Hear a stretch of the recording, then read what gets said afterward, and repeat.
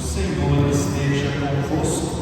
Ele está no meio de nós. Proclamação do Evangelho de Jesus Cristo, segundo João. Glória a vós, Senhor.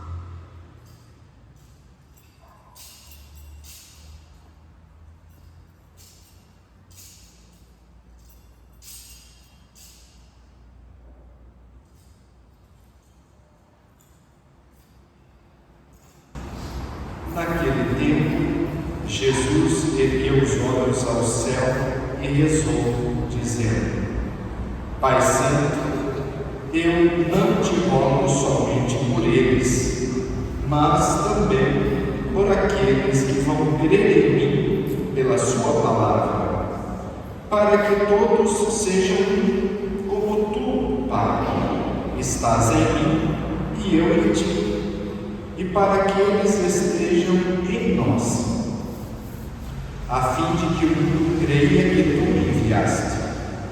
Eu dei-lhes a glória que tu me deste, para que eles sejam como nós somos um, eu neles e tu em mim, para que assim eles cheguem à unidade perfeita e o mundo reconheça que tu me enviaste e os amaste como me amaste a mim.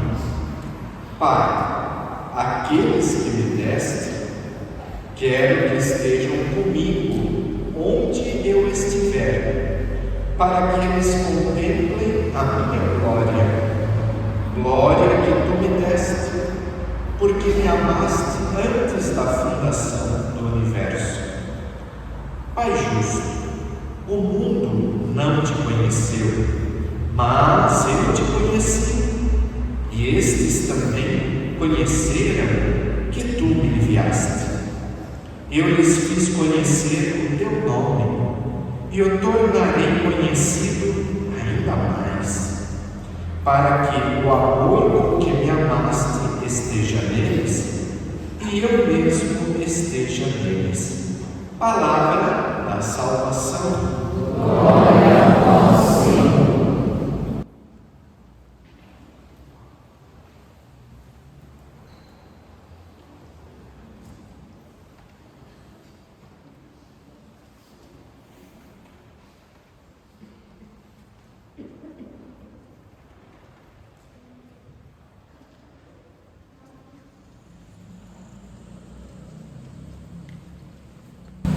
Caríssimos irmãos e irmãs, nesta quinta-feira da sétima semana da Páscoa, prosseguimos com a leitura do capítulo 17. Ontem nós meditamos o capítulo 17, tendo presente o pedido que Jesus faz ao Pai, que todos sejam um. O pedido se repete. E tendo presente o pedido de Jesus, nós refletimos que acima de qualquer bandeira política, ideologia, partido político, posição política, na vida do cristão está acima de tudo e de todos o Evangelho de Deus. Nós temos as nossas diferenças, o modo de se posicionar, de ver, de analisar politicamente o mundo. Mas como cristãos, acima das divergências está o Evangelho de Cristo. E no Evangelho de Cristo, nas verdades anunciadas por Cristo Jesus, nós estamos unidos. Precisamos, como cristãos, permanecer unidos na diversidade de dons, carismas, ministérios. O Espírito Santo de Deus promove a unidade, a comunhão. Quem divide é Satanás. Diabo significa justamente isso, o divisor, aquele que divide, aquele que coloca as pessoas umas contra as outras. Nós colocamos acima das nossas diferenças o Evangelho de Deus. Na doutrina, na liturgia, nós estamos sempre unidos como cristãos, porque o Evangelho é um convite a viver a a unidade na diversidade. Seguindo com a leitura, hoje Jesus, pedindo ao Pai, nos ensina que nós devemos ser testemunhas dele. O nosso testemunho vai proporcionar a outros a fé em Jesus. O nosso testemunho vai provocar em outras pessoas o desejo de conhecer esse Deus que mudou completamente a nossa vida. É necessário, portanto, à luz do Evangelho, que nós compreendamos que devemos viver a unidade para que na experiência da unidade, a comunidade cristã que permanece unida, que vive a missão unida, é uma comunidade que se torna atraente. O Papa Bento XVI disse que a comunidade cristã não cresce por proselitismo. O proselitismo é a imposição da fé. A igreja, o cristianismo cresce por atração. E o que atrai? O nosso testemunho. Nós podemos falar sobre o Evangelho, mas antes de tudo é necessário que nós coloquemos em prática o Evangelho, e por meio da prática do Evangelho nós seremos verdadeiras testemunhas de Jesus. Nós cremos em Deus. Jesus disse: Pai Santo, eu não te rogo somente por eles, mas também por aqueles que vão crer em mim. Nós estamos contemplados na oração de Jesus, pela sua palavra, para que todos sejam um, como tu, Pai, estás em mim e eu em ti, e para que eles estejam em nós, a fim de que o mundo creia que tu me enviaste. O nosso testemunho vai gerar no coração das pessoas a fé nesse Deus amor, que enviou o seu Filho para nos salvar. O nosso testemunho é fundamental. Nenhum de nós está dispensado no testemunho. Todos nós somos chamados a ser testemunhas de Jesus, para que o nosso testemunho possa despertar no coração dos homens a fé em Deus que enviou o seu Filho para nos salvar. No texto da primeira leitura, nós encontramos a mesma temática. Ontem nós acompanhamos o discurso de despedida de São Paulo. São Paulo que se despede dos anciãos, e São Paulo fala a respeito da sua própria vida, e nós meditamos que antes de falar é necessário viver. E São Paulo, no texto de hoje, ele foi conduzido pelos judeus à autoridade civil, porque eles querem condenar Paulo como condenaram Jesus. E Paulo está diante da autoridade civil. Uma confusão é estabelecida, porque existia uma divergência entre fariseus e saduceus. Os saduceus não acreditavam na ressurreição, os fariseus acreditavam na ressurreição. Se estabelece uma confusão. E o texto termina com uma palavra de Deus, uma palavra dirigida a Paulo. Deus disse: tem confiança. Assim como tu deste testemunho de mim em Jerusalém, é preciso que tu sejas também minha testemunha em Roma.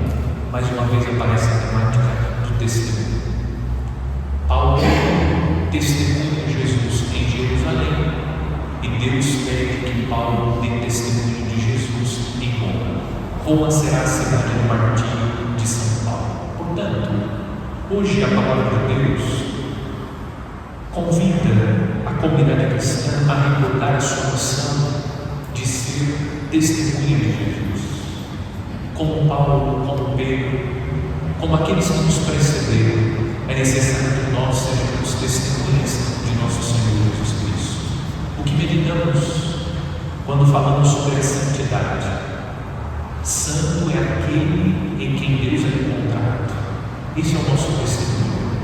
Deus precisa ser encontrado em nós através do nosso testemunho.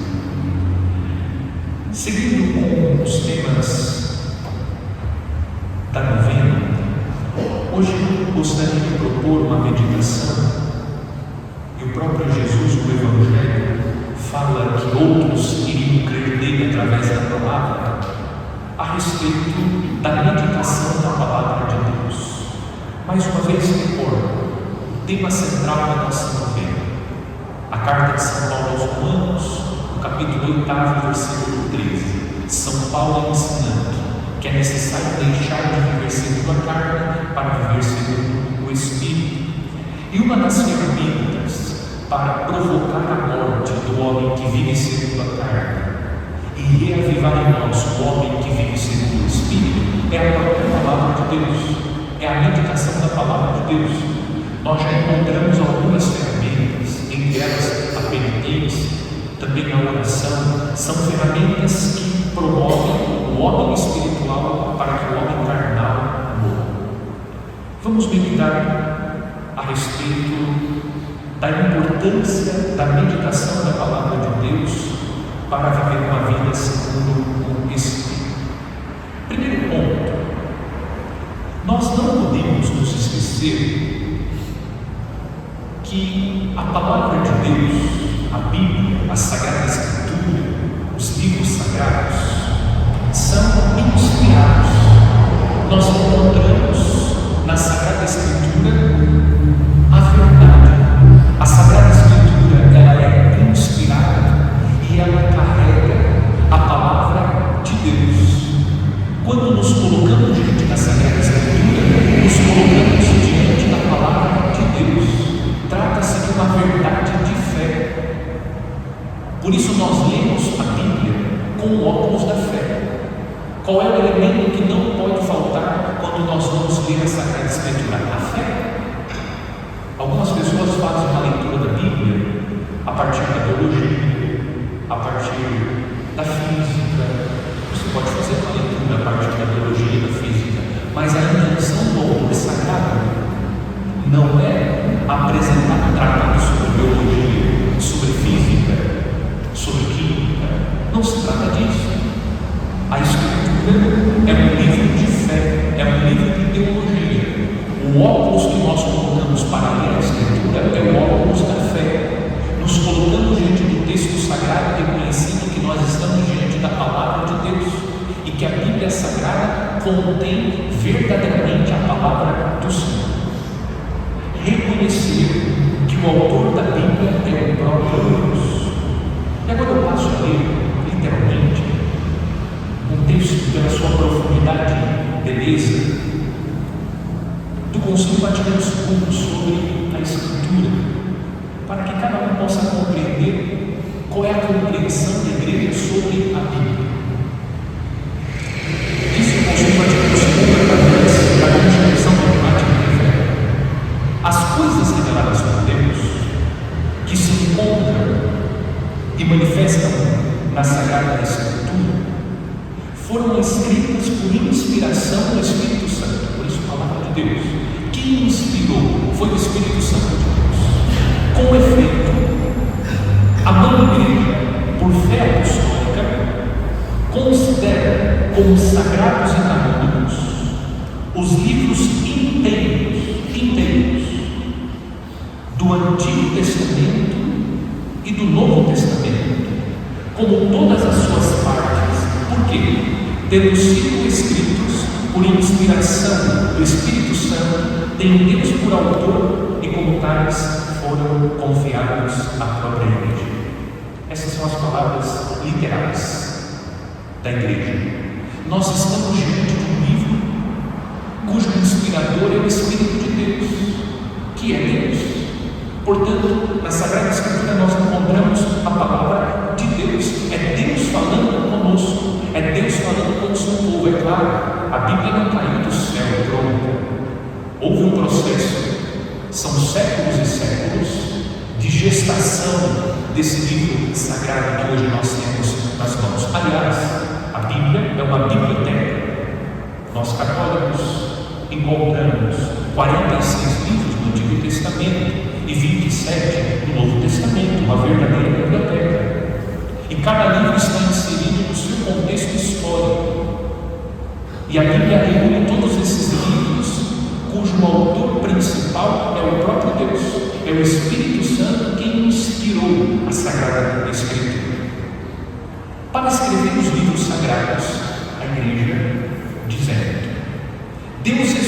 homens que utilizou. Registra isso, guarda no coração. Deus escolheu homens que utilizou na posse das faculdades e capacidades que tinham, para que, agindo Deus deles e por meio deles, pusessem por escrito, como verdadeiros autores, tudo aquilo que ele quisesse. Portanto, nós temos dois autores: Deus, aquele que inspira, e nós temos o homem. O homem coopera com Deus. O texto da Constituição Dogmática está dizendo que, sob a ação do Espírito Santo, esses homens escreveram, transmitiram aquilo que Deus desejava que fosse transmitido, e Deus utilizou as faculdades humanas. Por isso que nós podemos encontrar na Bíblia alguns erros do ponto de vista da teologia, da geografia, porque Deus não anulou as faculdades humanas. Deus fala a partir da cultura daquele povo. Por isso que nós encontramos no Antigo Testamento um Deus que causa espanto, porque essa é a compreensão cultural que os homens tinham a respeito dos deuses, e por sua vez o povo judeu tinha de Deus. Um Deus que pune, um Deus que arrasa, um Deus que mata, o Deus da guerra. Essa é a compreensão cultural. E quando o Espírito Santo inspira, ele não anula as faculdades humanas. Por isso que nós, olha o óculos que nós precisamos usar quando vamos ler a Escritura: o óculos da fé. Da fé. É o óculos da fé que nos faz compreender que existe uma presença expressiva da cultura do povo. Foi no coração do povo que a palavra de Deus foi sendo gestada, e essa cultura está presente. Mas o mais importante não é o contexto cultural, mas é a mensagem de Deus presente nas palavras do autor sagrado, porque o autor da Escritura é o próprio Deus. Deus falou por meio de homens na Sagrada Escritura. Por isso, a interpretação precisa considerar o que os autores quiseram dizer, e Deus, através das palavras dos autores. Por isso nós precisamos interpretar a Bíblia. Se nós fazemos uma leitura fundamentalista da Bíblia, nós não entendemos absolutamente nada. É o que muitas pessoas fazem. Não conseguem compreender porque faz uma leitura literal da palavra de Deus. Aliás, a única leitura que a igreja não permite da Bíblia é a leitura literal. Esse tipo de leitura a igreja não permite.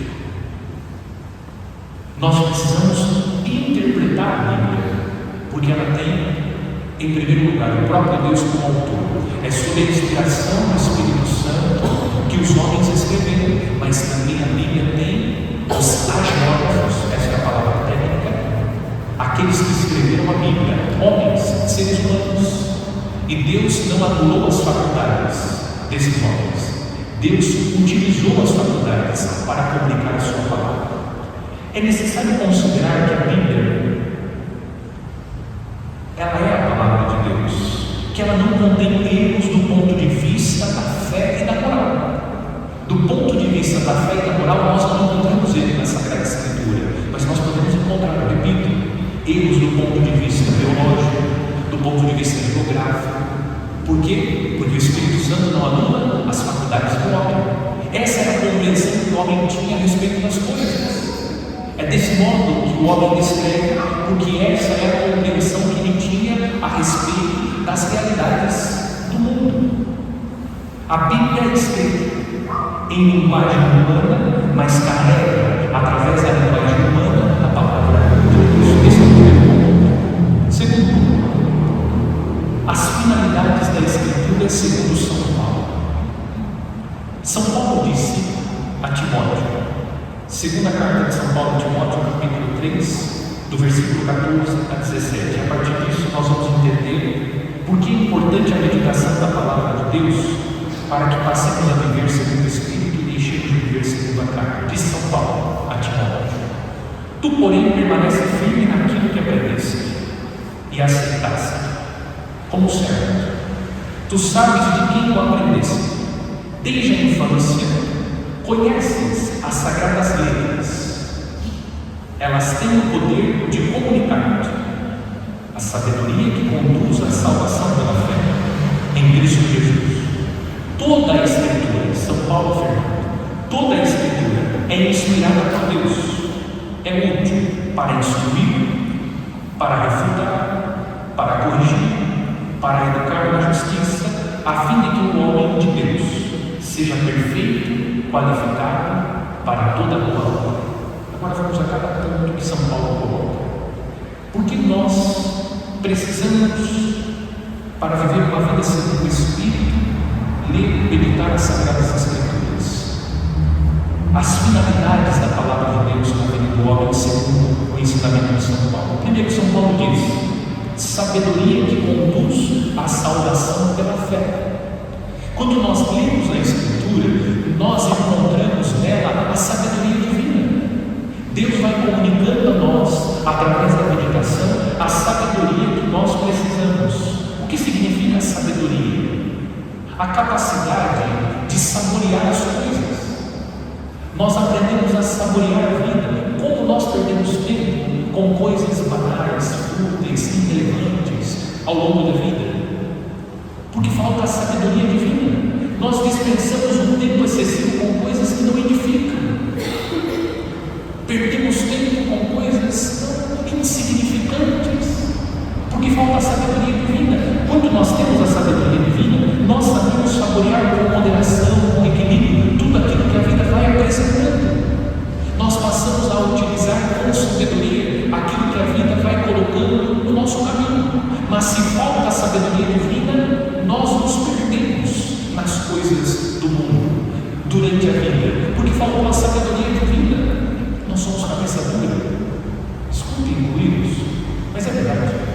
Todos nós precisamos da sabedoria de Deus e nós encontramos essa sede da sabedoria.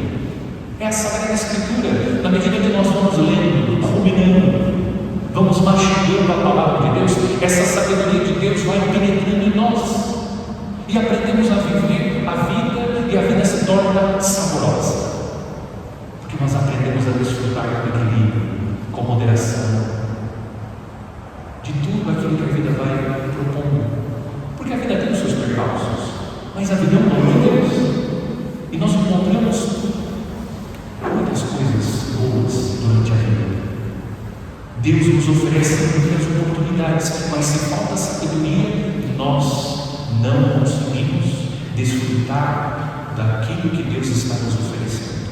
Primeiro, São Paulo diz: sabedoria. É bom começar a ler a Escritura para que a sabedoria possa permanecer nos nossos corações. Segundo, São Paulo diz: instruir. A Escritura é útil para instruir, para orientar. Nós precisamos de orientação. A palavra de Deus é como uma bússola. Talvez bússola não faça muito sentido nos dias de hoje. É um app. É o Waze, o Google Maps, que vai orientar, que vai instruir a nossa rota, o nosso caminho, que vai nos capacitando para enfrentar as situações da vida. Como falei, durante a vida nós passamos pelos percalços próprios da vida terrena, mas instruídos pela Sagrada Escritura, nós estamos capacitados. Nós temos um norte, nós temos uma direção, porque fomos instruídos, ensinados pelo próprio Deus. Não se esqueçam, nós começamos a nossa meditação enfatizando, ressaltando, insistindo que a Bíblia é a palavra de Deus.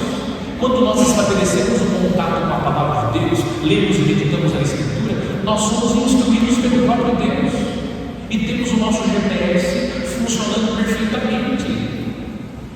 Não ficamos recalculando a rota. É terrível.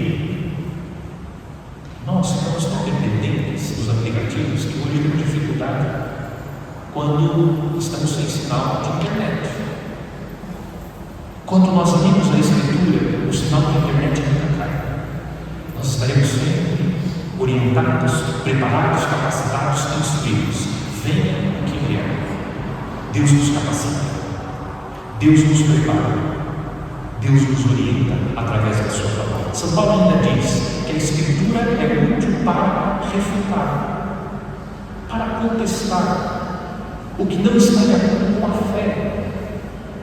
Sobretudo nos dias de hoje, com o advento da internet, das redes sociais, quantas pessoas estão ocupando o púlpito das redes sociais e falando sobre Deus, falando sobre a igreja, emitindo opiniões a respeito da fé, dos pastores, da igreja, se consideram os paladinos, o dono da verdade.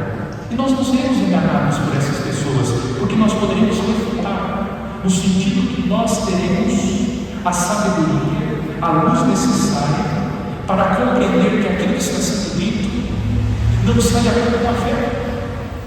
É preciso que nós também busquemos esse contato com Deus através da palavra para refutar tantas coisas que as pessoas estão ensinando, pregando, que são profundamente contrárias àquilo que o próprio Deus ensina, aquilo que o próprio Senhor nos orienta. Em nome de Deus, Ele ensina, mas não estão ensinando aquilo que Deus realmente ensina.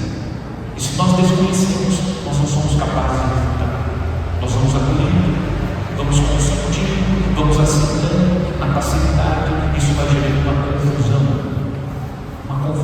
refutar.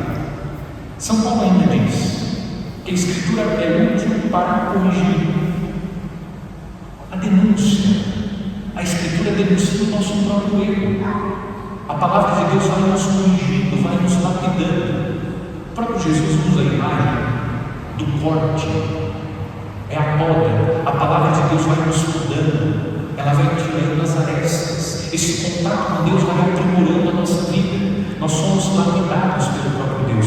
Nós somos uma pedra preciosa, um diamante, mas que precisa ser lapidado. E a palavra de Deus vai fazendo esse trabalho de lapidação, vai podando. E na medida que nós somos podados pela palavra de Deus, purificados por ela, vamos produzindo bons e abundantes frutos. Eu não sou um conhecedor de botânica, mas eu sei que algumas árvores frutíferas precisam ser podadas para que elas possam produzir os frutos.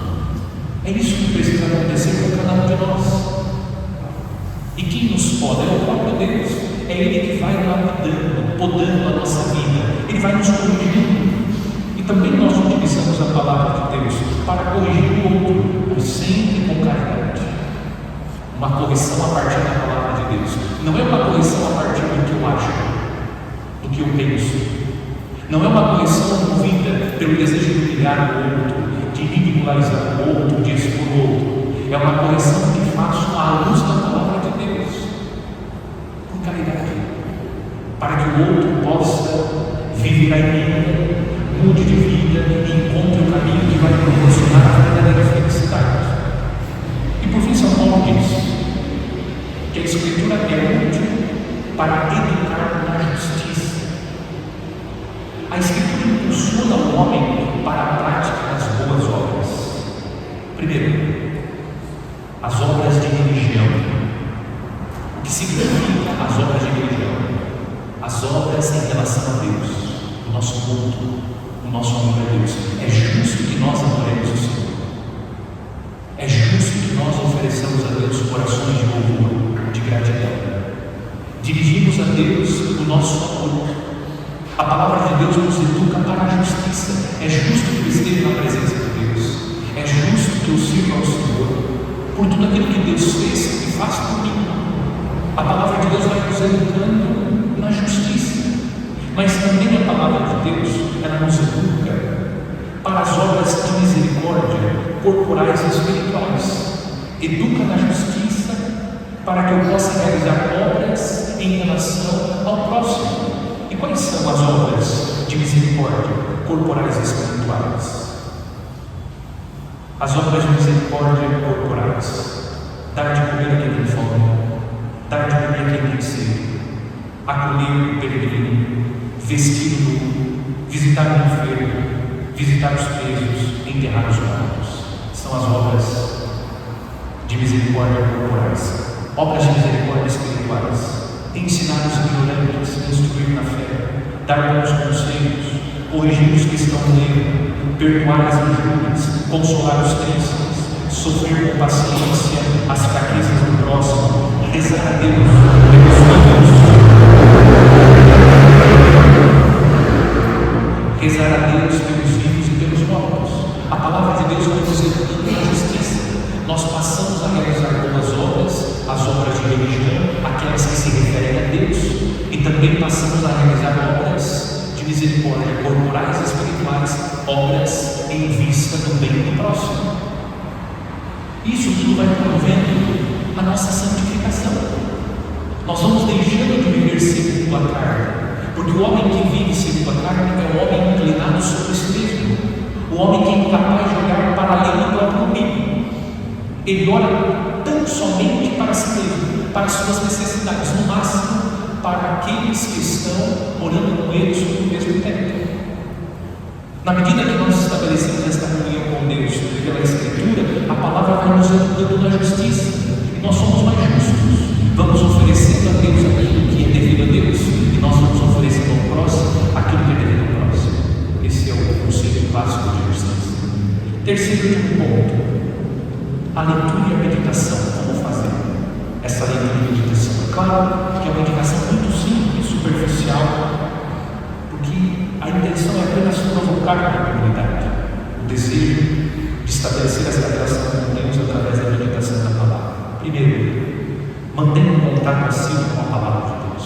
Por tudo isso que nós meditamos, à luz do ensinamento de São Paulo, um contato assíduo com a palavra de Deus, seja pela liturgia diária. Quantos todos os dias leem o Evangelho, a primeira leitura, o Salmo, seja o Evangelho, seja a primeira leitura, seja o Salmo, mantenha contato, talvez através da liturgia diária, a liturgia que a igreja nos propõe diariamente, pela leitura mais direta da Bíblia, ou seja, tomando propriamente a Escritura nas suas mãos e escolhendo um livro da Bíblia, os Salmos, textos do Antigo Testamento, os Evangelhos, o fiel é livre para escolher um texto da Sagrada Escritura e iniciar a leitura. Escolher um livro ou ainda assumir como propósito ler toda a Escritura, iniciando talvez pelo Novo Testamento, depois de concluir o Novo Testamento, ler o Antigo Testamento, porque o Novo é a chave de interpretação do Antigo. Também você pode manter contato com a palavra de Deus através da oração oficial da igreja, a liturgia das horas. Existem membros que rezam a liturgia das horas. Nós temos a liturgia das horas com os salmos. O que é importante? Manter esse contato assíduo com a palavra de Deus. Não se contente com aquilo que você recebe na liturgia da missa. Não se contente. Esse é um contato importante, mas não se contente. Seja mais guloso. E essa coisa não é pecado, prática, não é? Ser guloso pela palavra de Deus.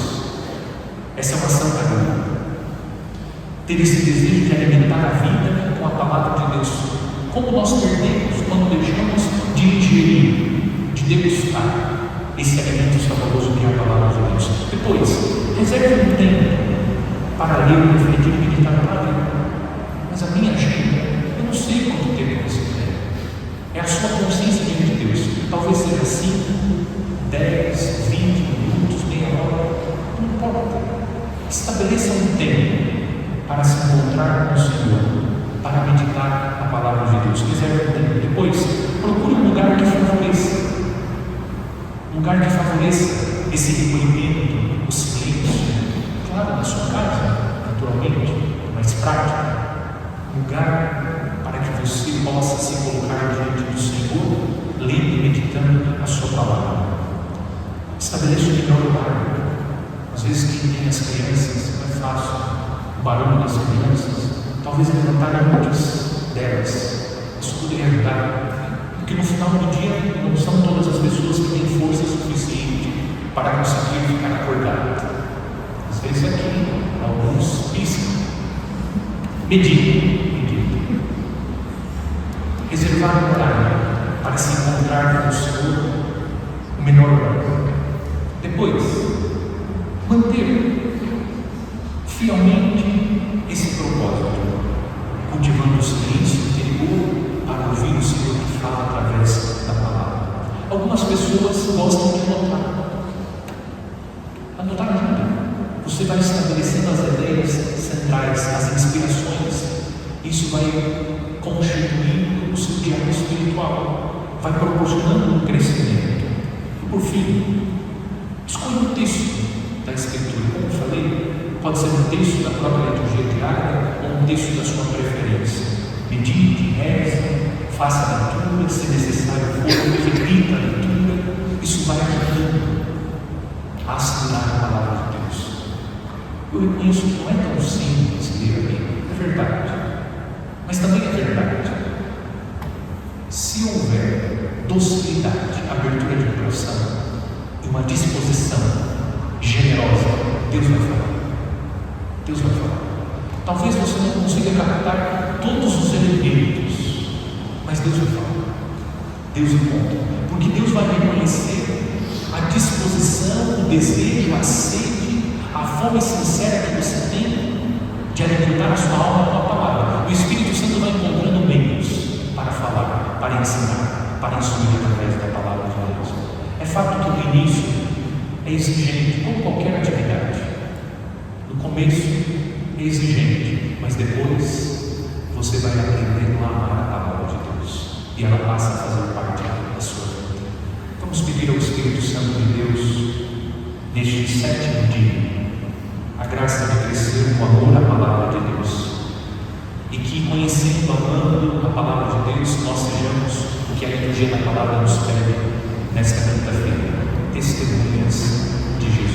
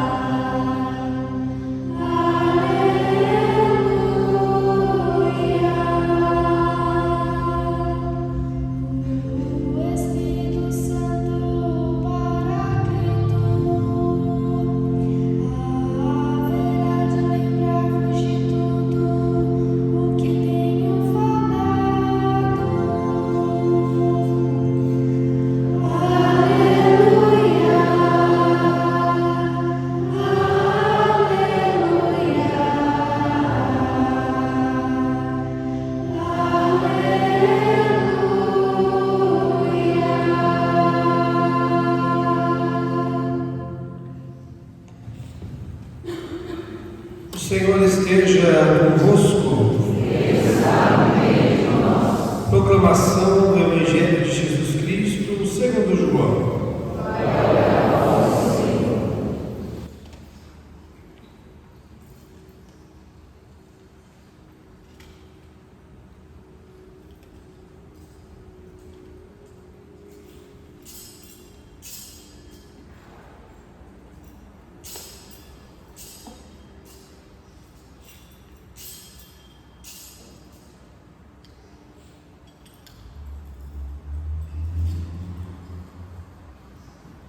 Jesus manifestou-se aos seus discípulos e, depois de comerem, perguntou a Simão Pedro: Simão, filho de João, tu me amas mais do que estes? Pedro respondeu: Sim, Senhor, tu sabes que eu te amo. Jesus disse: apacenta os meus cordeiros. E disse de novo a Pedro: Simão, filho de João, tu me amas? Pedro respondeu: sim, Senhor, tu sabes que eu te amo. Jesus disse: apacenta as minhas ovelhas. Pela terceira vez perguntou a Pedro: Simão, filho de João, tu me amas? Pedro ficou triste, porque Jesus perguntou 3 vezes se ele o amava. Respondeu: Senhor, tu sabes tudo, tu sabes que eu te amo. Jesus disse-lhe: apacenta as minhas ovelhas. Em verdade te digo, quando eras jovem, te cingias e ias para onde querias. Quando fores velho, estenderás as mãos, e outro te cingirá e te levará para onde não queres ir. Jesus disse isso, significando com que morte Pedro iria glorificar a Deus, e acrescentou: segue-me. Palavra da salvação.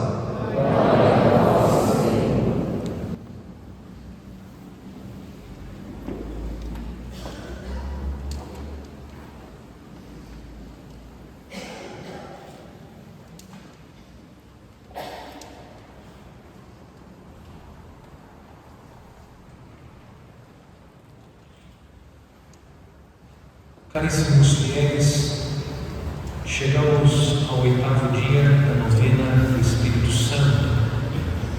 Também neste dia 22, a Igreja celebra a memória de Santa Rita de Cássia.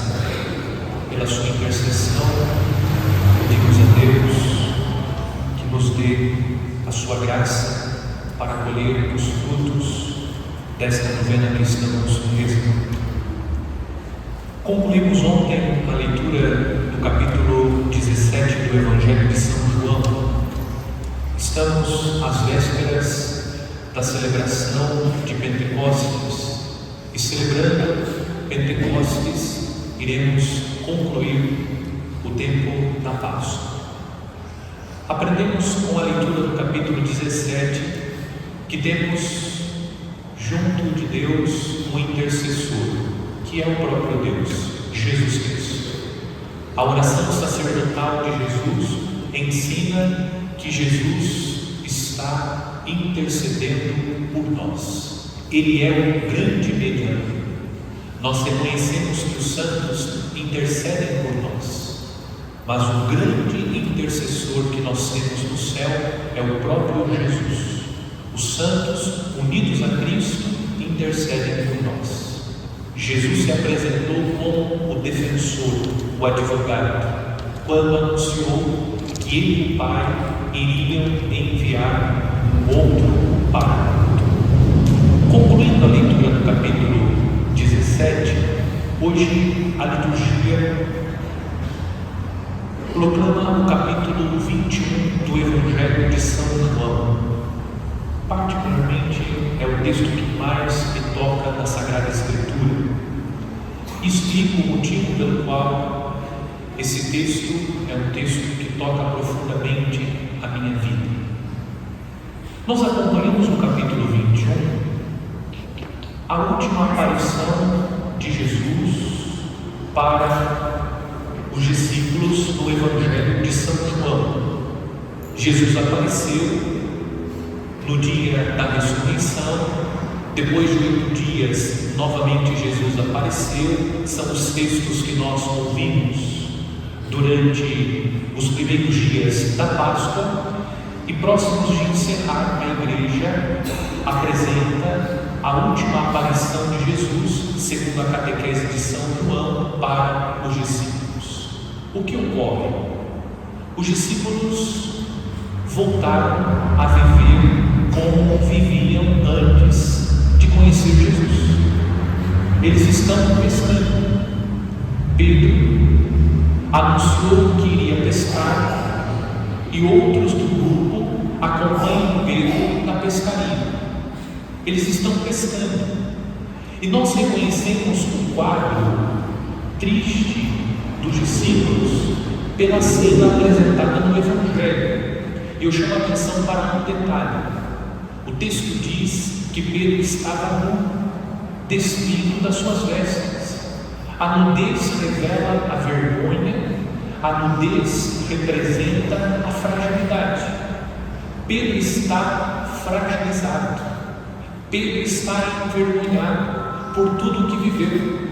Eles alimentaram uma expectativa em relação a Jesus, eles esperavam que Jesus fosse implantar o reino de Deus através da força militar, e Jesus termina a sua missão morrendo na cruz.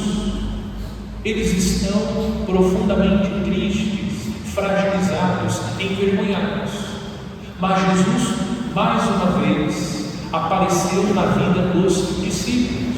O primeiro ensinamento: Jesus está sempre buscando reavivar nos corações a fé nele, porque mesmo fazendo a experiência do encontro com Jesus ressuscitado, lendo na sequência o Evangelho, nós constatamos que eles fizeram a experiência do encontro e mesmo assim ainda não despertaram para o seguimento do Cristo ressuscitado. Isso retrata a nossa própria vida. Inclusive meditamos exaustivamente nos primeiros dias da Páscoa sobre a incredulidade, a dificuldade que os primeiros discípulos tinham para crer em Jesus ressuscitado. Jesus está sempre procurando reavivar nos nossos corações a fé nele. E o que Jesus fez? Jesus realizou o mesmo sinal que ele havia realizado quando encontrou pela primeira vez o apóstolo Pedro. O mesmo. Jesus aparece, eles não reconhecem Jesus. Ele diz: tem alguma coisa para comer? Não pescamos nada, passamos a noite sem apanhar um único peixe. Trata-se daquela pesca milagrosa. Eles também pescaram, ou melhor, saíram para pescar, mas não recolheram nenhum peixe. Jesus apareceu no mar da Galileia e realizou a pesca milagrosa, e a partir da pesca eles passaram a seguir Jesus. Mais uma vez Jesus realiza o mesmo sinal. Isso indica, o segundo ensinamento, que Deus está sempre à nossa procura, mesmo quando nós não cremos que Ele está vivo. Ele está sempre realizando sinais para que nós possamos crer que Ele está conosco. Como nós somos cabeça dura, como nós temos dificuldade de crer na presença desse Deus que está vivo conosco, Ele está sempre nos procurando. Deus não se cansa de nos procurar. Quantos sinais Jesus realizou? Ele anunciou o mistério da sua ressurreição, e mesmo assim eles estavam duvidando e voltaram à vida velha. Mas Jesus foi à procura deles, para que eles pudessem crer que Jesus estava vivo. Somos nós, como precisamos ser encontrados pelo Senhor, como precisamos ver os sinais do Senhor para crer que Ele está conosco. Mas a parte mais boa do bolo do capítulo 21 vem agora. Eu já fiz essa explicação, mas vale a pena fazer de novo, considerando que nós temos pessoas que estão participando conosco há pouco tempo. O Evangelho que nós acabamos de ouvir descreve Jesus fazendo 3 perguntas para Pedro. Pedro, tu me amas? Pedro, tu me amas? Pedro, tu me amas? Prontamente nós recordamos das negações, da traição de Pedro. Infelizmente, na tradução para a língua portuguesa, perde a profundidade do texto. Então eu explico para que nós possamos compreender a profundidade das 3 perguntas. Na língua grega, a língua utilizada para escrever o Evangelho, e na cultura grega, os gregos dizem que existe 3 tipos de amor. O amor eros, que é o amor do homem pela mulher, a atração do homem pela mulher, da mulher pelo homem. O amor filia, que é o amor entre os amigos. E o amor ágape, que é o amor de Cristo, o amor da entrega. O amor que mais se aproxima do amor ágape é o amor de mãe. Mas mesmo o amor de mãe não é o amor ágape, porque a mãe também tem um amor interessante. Quando Jesus diz: Pedro, tu me amas, Jesus está dizendo: Pedro, você me ama com amor ágape? E a resposta de Pedro foi: Senhor, eu vos amo com amor filho, eu vos amo como amigo. Mais uma vez Jesus pergunta: Pedro, tu me amas com amor ágape? Você é capaz de dar a vida por mim? Esse é o amor ágape, o amor da entrega total, sem esperar absolutamente nada em troca. E Pedro respondeu a segunda pergunta: Senhor, eu vos amo com amor filho, eu sou capaz de amá-lo como amigo. E na terceira vez Jesus diz: Pedro, tu me amas como amigo? Pedro diz: Senhor, tu sabes tudo, tu sabes que eu vos amo como amigo. O que Jesus está fazendo? Como Pedro ainda não é capaz de amar Jesus como é amado por ele, Jesus aceita o amor de Pedro. Jesus aceita o nosso amor, mesmo quando nós não somos capazes de amá-lo como ele merece ser amado, mesmo quando nós não somos capazes de amá-lo como ele nos ama, ele aceita o amor que nós temos condições de oferecer a ele. E Jesus tranquilizou Pedro. Olha o que Jesus disse. Ouçam novamente o que Jesus disse: quando fores velho, estenderás a mão, e outro te cingirá e te levará para onde não queres ir. O evangelista acrescenta: Jesus disse isso significando com que morte Pedro iria glorificar a Deus. Pedro um dia será capaz de amar Jesus com amor ágape. Pedro morreu crucificado em Roma de ponta cabeça. Portanto, Pedro conseguiu amar Jesus como era amado por ele. O que nós aprendemos com esse texto? Que Deus quer que nós sigamos o seu Filho Jesus. O Evangelho termina: segue, mesmo que nós não sejamos capazes de amar a Jesus como Jesus merece ser amado, mesmo que nós não sejamos capazes de corresponder à altura, o amor de Deus, Deus quer nosso amor. Deus nos convida a segui-lo. Quantos obstáculos nós colocamos para responder o chamado de Deus? Nós olhamos para as nossas misérias, nós olhamos para as nossas debilidades, nós colocamos uma série de empecilhos para não seguir o Senhor. Mas o Senhor não está preocupado com as nossas debilidades, com as nossas fraquezas, com a nossa incapacidade de amá-lo à altura. Ele nos convida a segui-lo, porque é no seguimento que nós vamos aprendendo a amar o Senhor. Portanto, não há desculpa para seguir o Senhor. Mais uma vez Jesus está dizendo para cada um de nós: segue-me. O chamado de Jesus está sempre ecoando para que nós não deixemos de segui-lo. Aconteça o que acontecer, venha o que vier, vamos seguir o Senhor. Tropeçamos, caímos, nos afastamos, desviamos, saímos da rota, mas o Senhor está sempre chamando. Não deixe de seguir o Senhor, porque você falhou, porque você errou, porque não acertou o alvo, porque não fez o que deveria ter feito, porque fez escolhas erradas. Não deixe de seguir o Senhor. O Senhor está dizendo, como disse para Pedro: Pedro conviveu com Jesus, Pedro testemunhou, é uma testemunha ocular. Sabe o que significa testemunha ocular? Pedro viu com os próprios olhos tudo que Jesus realizou. Pedro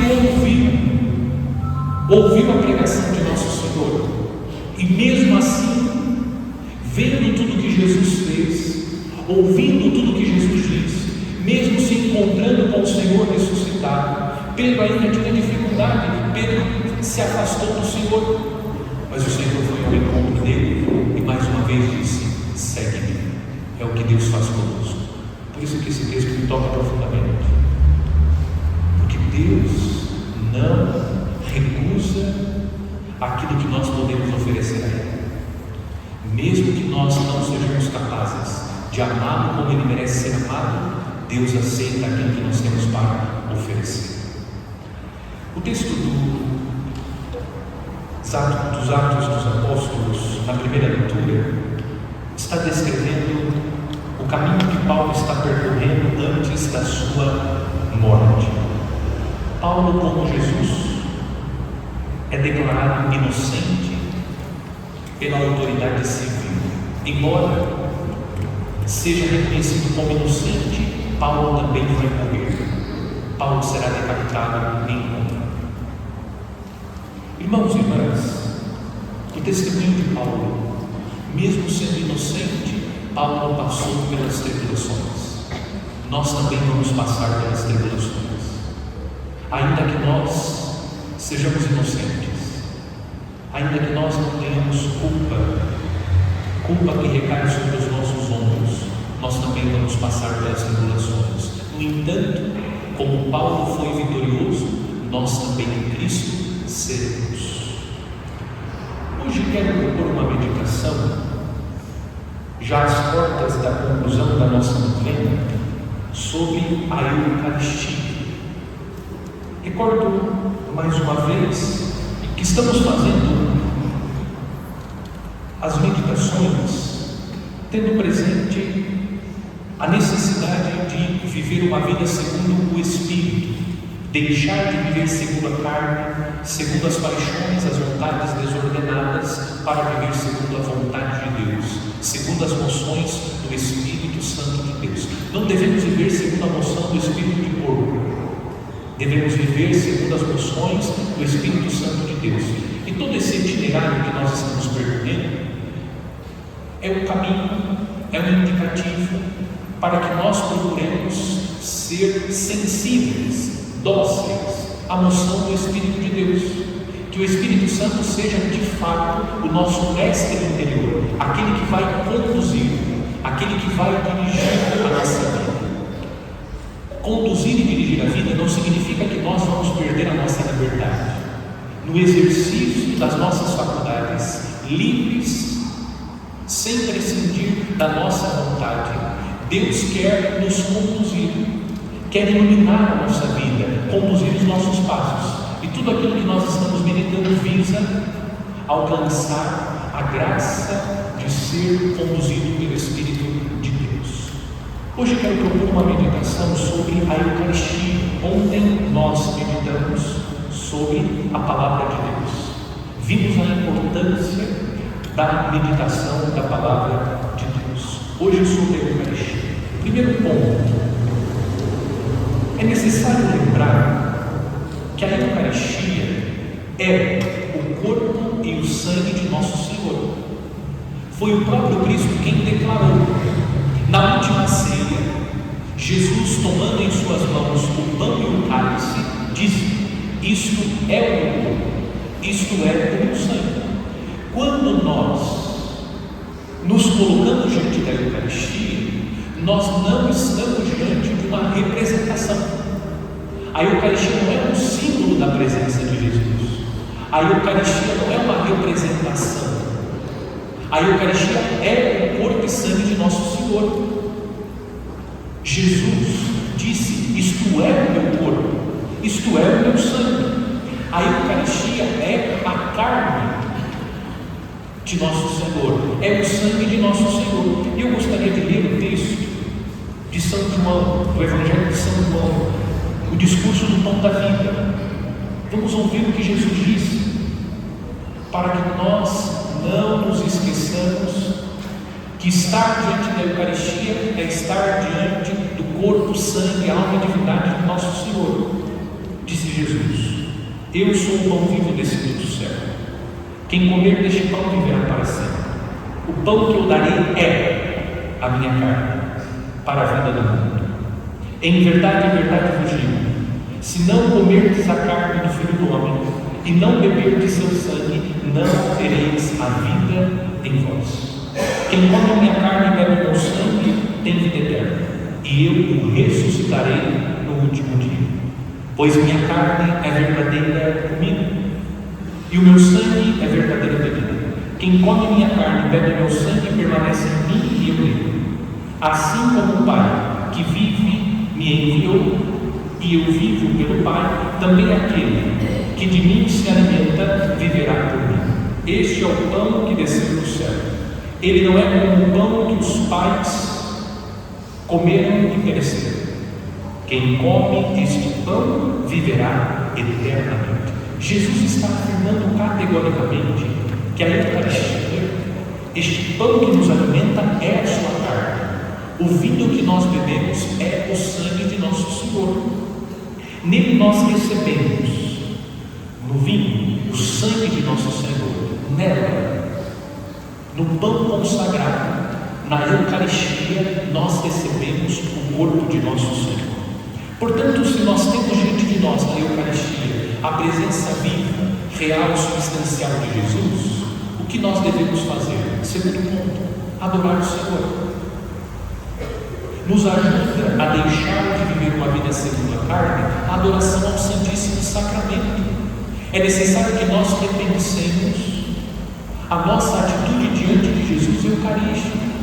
Se nós não temos no nosso coração essa fé viva que nos faz crer na presença real, substancial e verdadeira de Jesus na Eucaristia, nos colocamos diante do Cristo Eucarístico e não recebemos as graças, porque ficamos indiferentes à presença do Senhor. É necessário que nós procuremos. Ontem falamos sobre o encontro com o Senhor através da palavra. Hoje é o encontro com o Senhor através da Eucaristia. Cristo que está vivo, verdadeiramente presente. Na adoração nos colocamos diante do Senhor e estabelecemos com Ele uma relação face a face. É olho no olho. Nós olhamos para o Senhor e o Senhor olha para nós. E o olhar do Senhor é sempre um olhar de amor, de compaixão e de misericórdia. A Eucaristia é essa presença real de Jesus. Como nós perdemos quando deixamos de adorar Jesus presente na Eucaristia. Quantas pessoas estão profundamente atormentadas, pessoas que estão prostradas.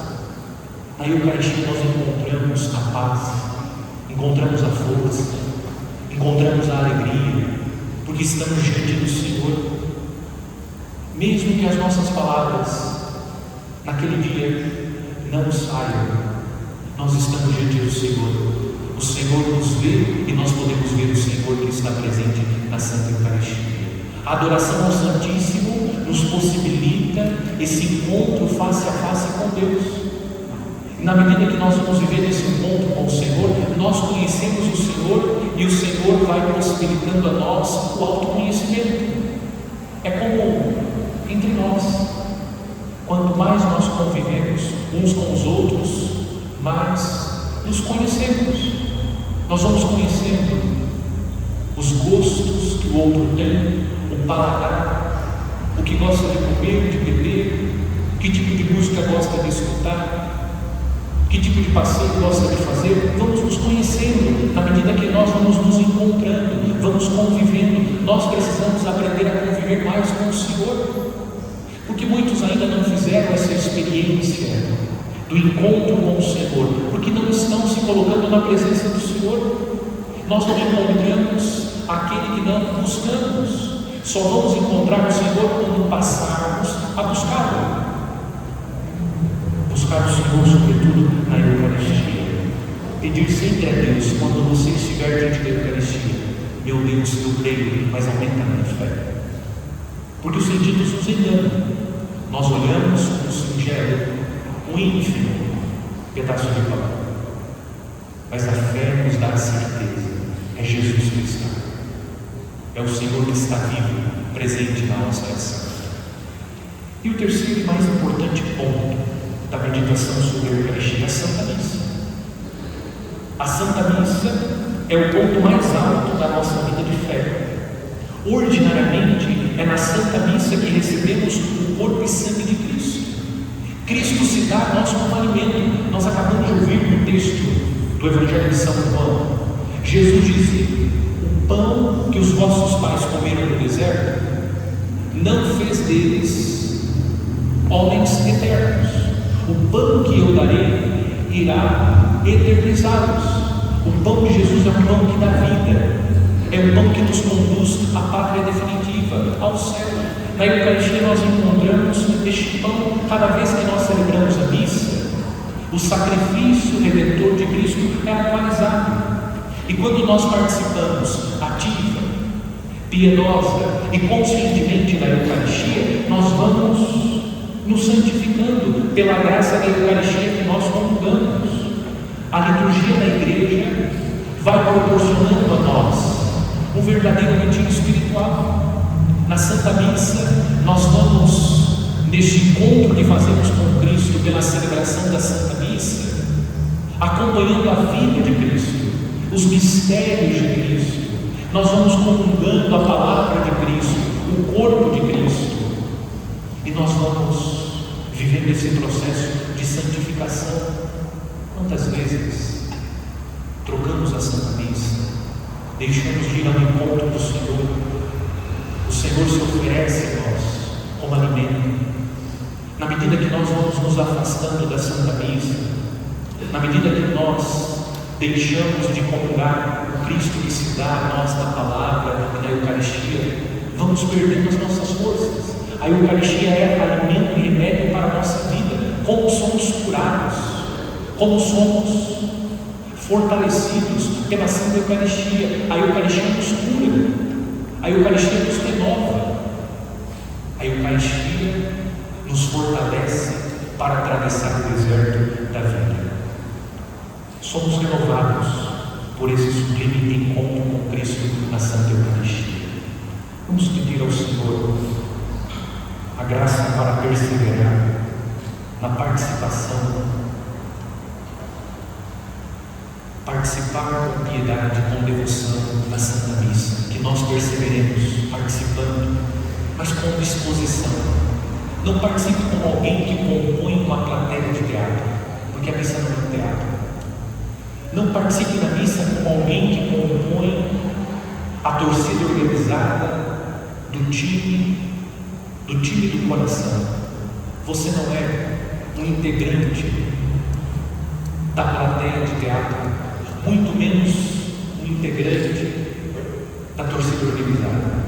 Nós precisamos participar conscientes que somos membros da Assembleia Celebrante, que está acontecendo na Santa Missa o sacrifício da nossa salvação, que nós estamos participando da última ceia que Cristo celebrou com os seus apóstolos, porque só existe uma única missa, a missa de Cristo, e nós temos a oportunidade de participar daquela missa, porque só existe uma única missa que Cristo celebrou com os seus apóstolos no cenáculo. Você lembra o que eu disse no início da novena?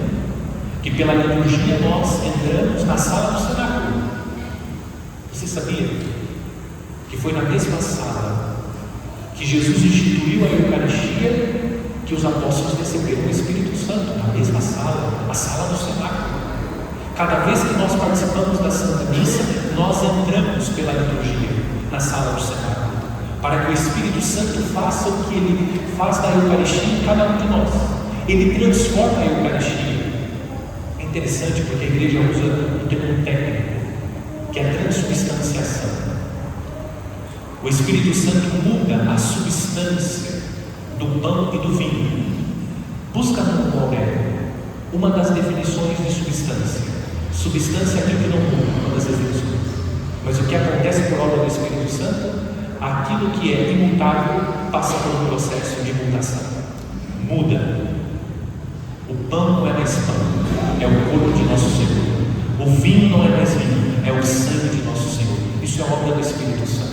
Voltamos e olhamos para nós. Aquilo que é impossível de ser mudado pelas nossas próprias forças, Deus é capaz de mudar. Aquilo que nós não conseguimos fazer para mudar, em nós, Deus pode fazer.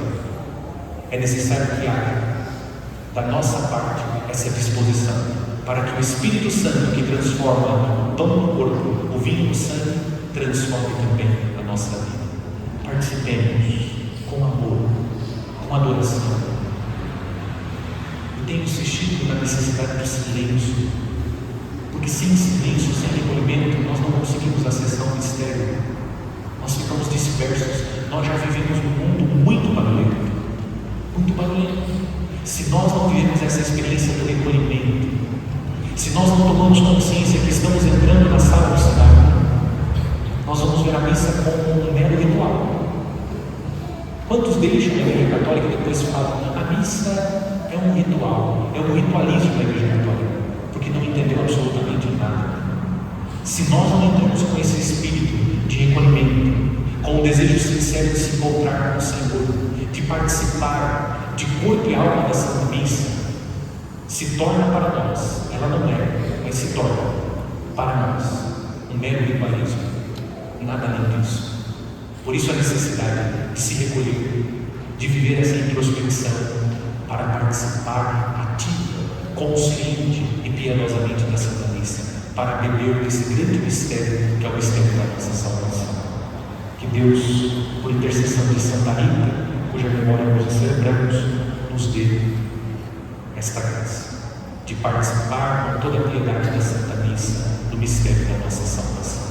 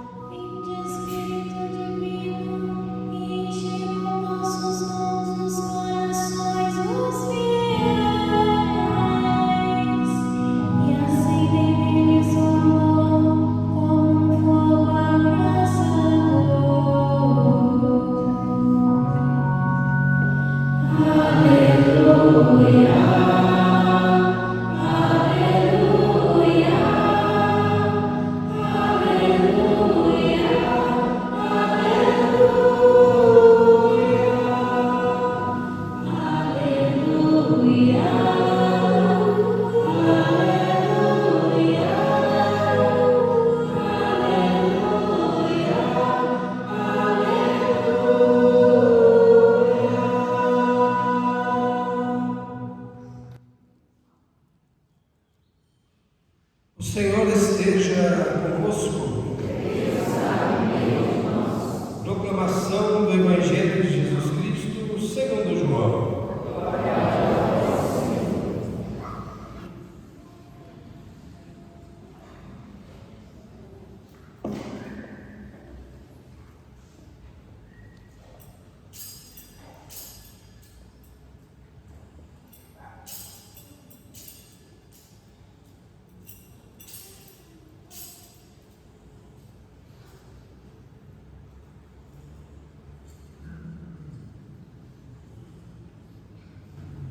No último dia da festa, o dia mais solene, Jesus, em pé, proclamou em voz alta: se alguém tem sede, venha a mim e beba.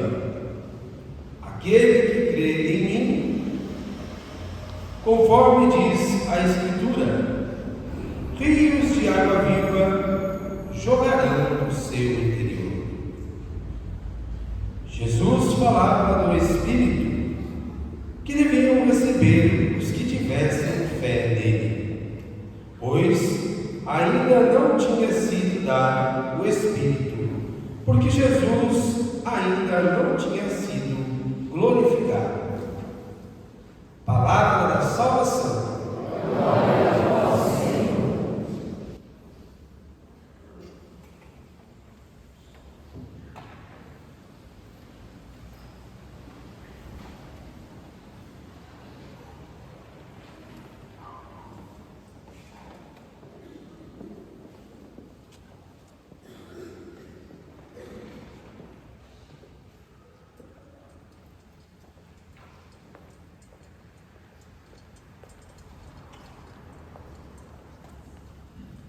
Caríssimos irmãos e irmãs, a nona lamparina do candelabro está acesa, indicando que chegamos ao nono dia da novena do Espírito Santo. E rezando o nono dia, entramos nas alegrias da solenidade de Pentecostes. Hoje fazemos memória do derramamento do Espírito Santo sobre os apóstolos reunidos com Maria Santíssima no cenáculo. Trata-se do derramamento da força do alto para que a igreja que nasceu do lado aberto de Cristo na cruz possa aparecer ao mundo. Caberá àqueles que foram chamados por Cristo e pelo mesmo Senhor enviados, na força do Espírito Santo, perpetuar pela face da terra a missão de Cristo, pois a missão de Cristo é também a missão do seu corpo. E do corpo de Cristo, cada um de nós é membro. Durante estes dias nos reunimos fielmente nesta igreja e iniciamos a nossa meditação acerca do Espírito Santo, tendo presente que a liturgia nos possibilita entrar no mesmo lugar que os apóstolos e a Virgem Maria entraram, isto é, na sala do Senhor. Pela liturgia nós acessamos essa sala e recebemos a mesma graça que os apóstolos receberam, que a Virgem Maria outrora recebera quando fora visitada pelo Espírito Santo através do anjo. O anjo anuncia e o Espírito Santo visita o ventre puríssimo de Nossa Senhora para que o Verbo divino se fizesse homem, morresse na cruz e nos salvasse. Durante a novena nós meditamos temas, tendo presente o tema central deste ano: se viverdes segundo a carne, morrereis, mas se pelo Espírito fizerdes morrer as obras do corpo, vivereis. Quero fazer uma retrospectiva dos temas, tendo presente os textos da liturgia da palavra da vigília. A vigília de Pentecostes também é marcada por leituras da Sagrada Escritura, como na vigília pascal, que nós lemos inúmeros textos, ouvimos a palavra de Deus longamente. Mais uma vez, no encerramento do período pascal, ouvimos as leituras da palavra de Deus. Em primeiro lugar, nós ouvimos a leitura do livro do Gênesis. Trata-se do texto que descreve a confusão das línguas, a Torre de Babel. Recordo que no primeiro dia nós meditamos sobre o Espírito Santo e depois, na sequência, no segundo dia, meditamos a respeito da fonte originante da tristeza. E quando meditamos sobre a fonte originante da tristeza, consideramos que a tristeza nasce no coração do homem como fruto da rebelião do próprio homem contra o projeto de Deus. Primeiro, Satanás se rebelou contra o projeto de Deus. Rebelde, ele tenta o homem, e o homem, cedendo à tentação, como Satanás, se rebelou contra o projeto de Deus. O que nós ouvimos no texto do livro do Gênesis, capítulo 11, é justamente aquilo que nós meditamos nos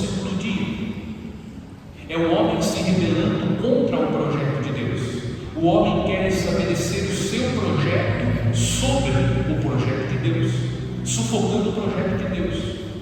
Quando o homem se rebela contra o projeto de Deus, a confusão se estabelece, porque a harmonia, a comunhão, a unidade, nós encontramos no projeto de Deus. É interessante, eu chamo a atenção para o dado bíblico. Nós lemos o livro do Gênesis e encontramos uma sucessão de fatos que descrevem a razão pela qual o mal está presente. Primeiro, Gênesis capítulo 3, a queda do homem. O homem se rebela contra Deus. A confusão está estabelecida. O homem acusa a mulher acusa a serpente, o homem tem vergonha de Deus, a confusão. Depois, Gênesis capítulo 4, o fratricídio de Caim contra Abel. O irmão tirou a vida do seu irmão, eliminou Abel. Movido pela inveja, o mal se estabelece quando o homem se rebela contra o projeto de Deus. Ele deve ver o outro como seu irmão e viver a harmonia. Depois, do capítulo 6 ao capítulo 9, o dilúvio. Deus realiza o dilúvio porque a humanidade está corrompida pelo pecado e precisa ser purificada. Observemos que a rebelião do homem causa o caos. O caos se estabelece na nossa vida quando nos rebelamos contra o projeto de Deus. É fato. Quando olhamos para a própria vida, nós constatamos que cada vez que nós prescindimos do projeto de Deus, ignoramos o projeto do Senhor, o caos se estabelece no nosso interior, o caos se estabelece na nossa vida. À luz da primeira leitura, é necessário pedir que o Espírito de Deus nos conduza para que nós procuremos a cada dia viver o projeto de Deus e sujeitar o nosso projeto de Deus. Aqui é uma diferença. Eu disse, o homem coloca o seu projeto sobre, em cima, sufocando o projeto de Deus. O que nós precisamos fazer, movidos pelo Espírito Santo, colocar o nosso projeto debaixo do projeto de Deus. O que deve determinar os nossos projetos são os projetos de Deus. O texto da segunda leitura do livro do Êxodo descreve a aliança que Deus quis fazer com o povo de Israel ao pé do Monte Sinai. A igreja inclui no elenco de leituras da vigília esse texto também pelos elementos teofânicos que encontramos no texto. Esses elementos, e prestem atenção, não faltam da missa ainda, porque vamos ouvir no texto da primeira leitura o livro dos Atos dos Apóstolos, o capítulo 2, e nós vamos entender melhor os dois textos, sobretudo que nós ouvimos, o texto do Gênesis e o texto do Êxodo, ouvindo o livro dos Atos dos Apóstolos, o capítulo 2, porque no capítulo 2 São Lucas descreve o primeiro Pentecostes que aconteceu na vida dos apóstolos, dos discípulos, e nós vamos encontrar os sinais teofânicos que hoje encontramos no texto da segunda leitura do livro do Êxodo. É Deus se manifestando na vida do povo, é Deus fazendo aliança com o povo. Nós meditamos, estimada Paula, no terceiro dia, a respeito da fonte originante da alegria. E nós aprendemos que a alegria, ela está justamente em viver o plano de Deus, em permanecer em Deus. É o contrário do que nós meditamos no segundo dia. Quando o homem se rebela contra Deus, a tristeza se estabelece no coração do homem. Quando o homem permanece em Deus, e foi o próprio Cristo quem disse no capítulo 15 do Evangelho de São João, quando o homem permanece em Deus, o homem experimenta a alegria que vem do Senhor. Fazer aliança com Deus é permanecer com Deus. Aqueles que se casam, qual é o compromisso que você assume no dia do seu casamento? Vou permanecer ao lado do meu povo, na alegria e na tristeza, na saúde e na doença, até que a morte nos separe. Aliança é sinônimo de permanência. O texto da segunda leitura é um convite para que renovemos com Deus a nossa aliança, a nova e eterna aliança, essa aliança que nós estamos celebrando agora, porque a missa é a nova e eterna aliança, é permanecendo em Cristo. Portanto, é necessário pedir ao Espírito Santo de Deus que dê a nós a graça da perseverança, para que perseveremos na comunhão com o Senhor, para que permaneçamos em Cristo Jesus. E permanecendo em Cristo, nós vamos experimentar essa alegria que vem do Senhor. Na terceira leitura do profeta Ezequiel, o profeta anuncia que Deus irá restaurar o povo de Israel e conduzirá de volta a sua terra. Qual é o contexto histórico? O povo de Israel está exilado na Babilônia, e pelos lábios do profeta Ezequiel nós temos essa visão tão forte do profeta Ezequiel, os ossos ressequidos, e o Espírito de Deus vai fazer com que aqueles ossos voltem à vida. É o que Deus quer fazer conosco. E nós procuramos viver essa dinâmica, a dinâmica de morrer para a vida velha e com Cristo ressuscitar para uma vida nova, meditando a respeito da oração, da penitência, da confissão, da palavra de Deus, da Eucaristia, e hoje vamos meditar sobre a devoção mariana. Tudo isso vai nos ajudando a recuperar esta vida que nós perdemos, porque nos afastamos de Deus, porque passamos a viver segundo os nossos instintos, os nossos desejos desordenados. Viver a Eucaristia, comungar com Cristo, meditar a palavra de Deus, buscar a confissão, fazer penitência, a oração vai promovendo aquilo que o profeta Ezequiel está anunciando. Nós recuperamos a vida. A vida em Deus é recuperada, porque nos aproximamos de Deus através desse caminho que nós meditamos durante estes dias. E por fim, a última leitura do Antigo Testamento. O profeta Joel, o profeta anuncia que o Espírito do Senhor será derramado sobre todo o ser humano, e todo aquele que invocar o nome do Senhor será salvo. Todo esse caminho que nós percorremos visa a nossa salvação. Buscar viver a vida segundo o Espírito é buscar a salvação, porque nós queremos viver eternamente com o Senhor, nós queremos viver as alegrias do céu, e por isso nós pedimos ao Espírito Santo de Deus que renove a face da terra, que o Espírito Santo renove as nossas forças, o nosso ânimo, o desejo de buscar sinceramente a pátria definitiva. Entramos no Novo Testamento ouvindo a carta de São Paulo aos Romanos, o capítulo 8.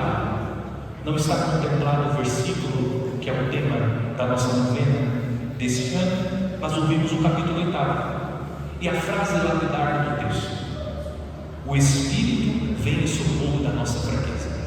Nós podemos contar com o auxílio do Espírito Santo, porque não seremos capazes pelas nossas próprias forças de matar esse homem velho, esse homem que vive segundo a carne, para viver segundo o Espírito. Como é difícil! Como é difícil lidar consigo mesmo. O poeta diz: lidar consigo mesmo é trabalho de artesão, fio a fio, e leva tempo para dominar o coração. Sem essa graça de Deus, sem o auxílio do Espírito Santo, nós nos rebelamos contra o projeto de Deus, nós nos afastamos de Deus, mas o Espírito vem em socorro da nossa fraqueza.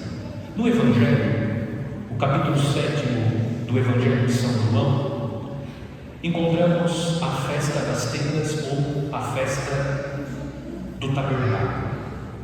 Trata-se de uma festa agrícola, em primeiro lugar. As festas judaicas geralmente têm origem nas festas agrícolas dos povos. Nesta festa agrícola das tendas, o povo celebrava o dom da colheita. A colheita estava no celeiro, povo agradecia por tudo aquilo que foi recolhido, colhido, e o povo pedia que Deus enviasse para as próximas colheitas a chuva necessária, para que a terra fosse fecunda. O povo de Israel se apropria de uma festa secular, popular, e o povo passa a celebrar na festa dos tabernáculos ou das tendas a festa da purificação do altar do sacrifício. O que os sacerdotes faziam? Eles caminhavam até a fonte de Siloé, recolhiam a água para fazer a purificação do altar do sacrifício, o altar que estava no templo sobre o qual os animais eram sacrificados e oferecidos a Deus. E o povo purificava, e os sacerdotes purificavam o altar, pedindo a Deus a mesma graça que o povo recebeu durante a travessia pelo deserto.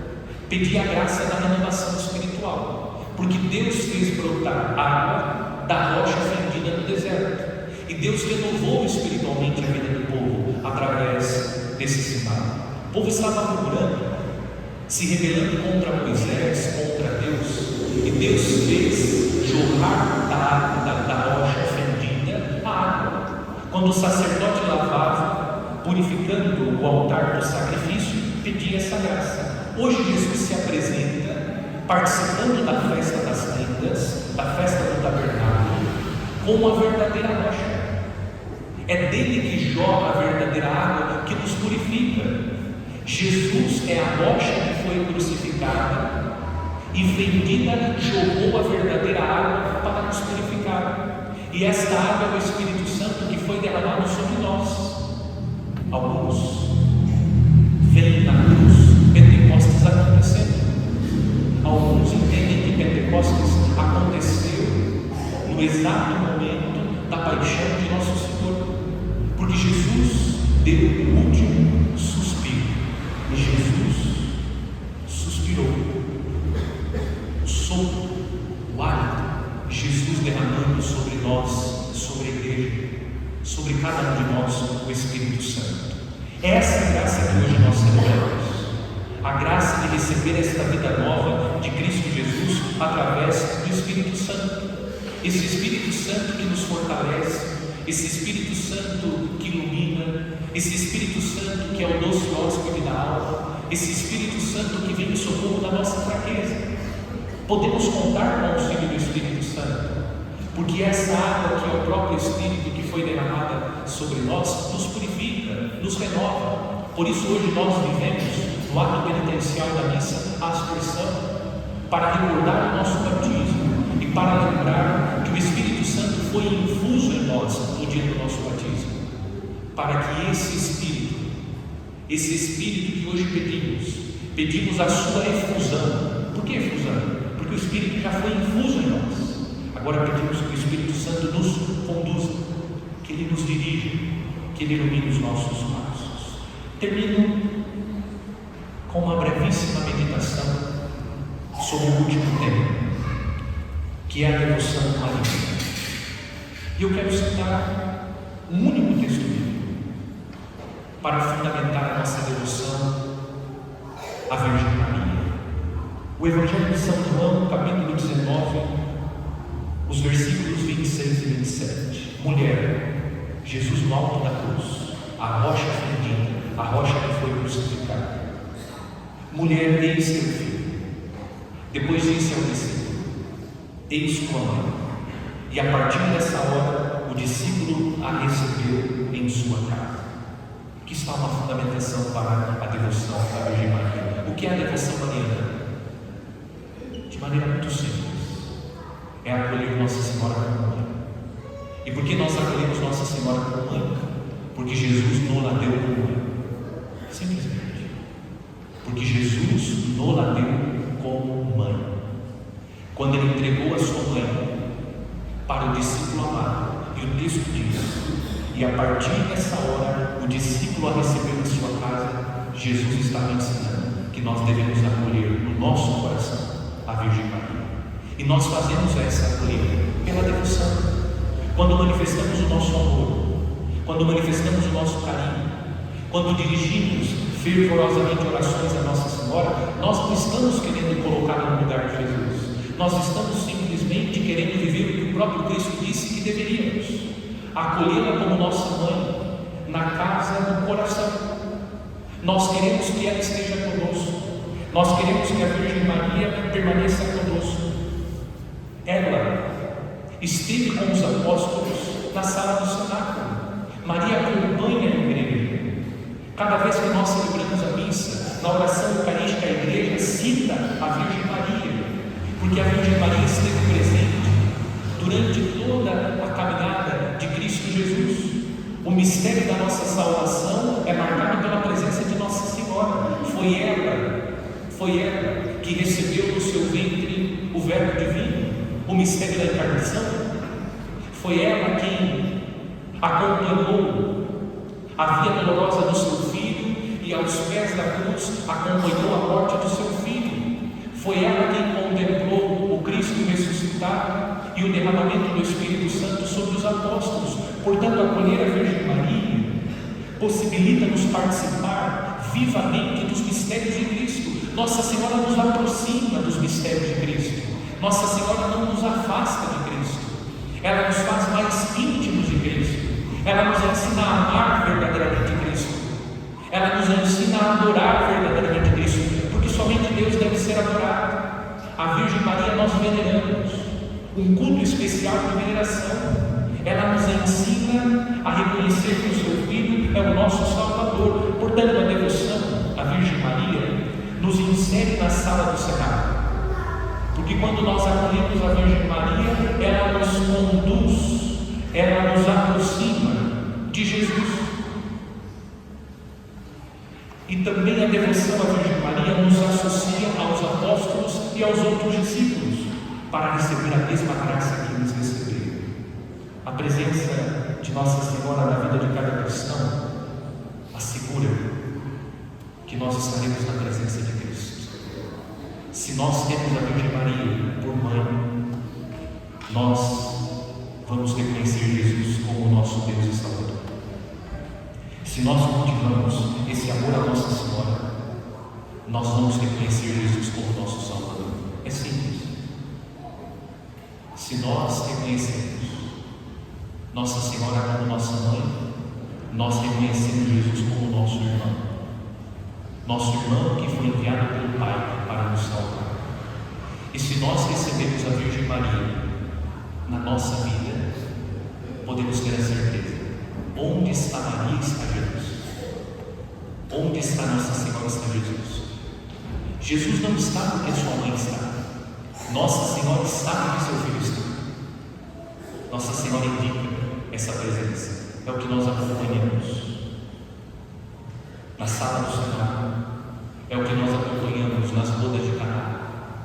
Onde está a Virgem Maria, também estará o seu Filho Jesus. Amemos Nossa Senhora, dela nos aproximemos e procuremos cultivar através das devoções. Quantas devoções a Nossa Senhora? A recitação do terço, do rosário.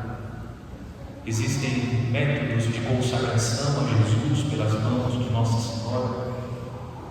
Existem inúmeras devoções pelas quais podemos cultivar esse amor, essa proximidade, essa relação materna com Nossa Senhora, que sempre nos aproxima do seu Filho Jesus. Que a Virgem Maria, ela que nos acompanhou durante estes dias, continue nos acompanhando com a sua intercessão, para que a graça de Pentecostes possa acontecer todos os dias em nossas vidas. Porque se a Virgem Maria está, Cristo também está. Se Cristo está, Cristo soprará sobre nós o Espírito Santo, aquele que faz nova todas as coisas.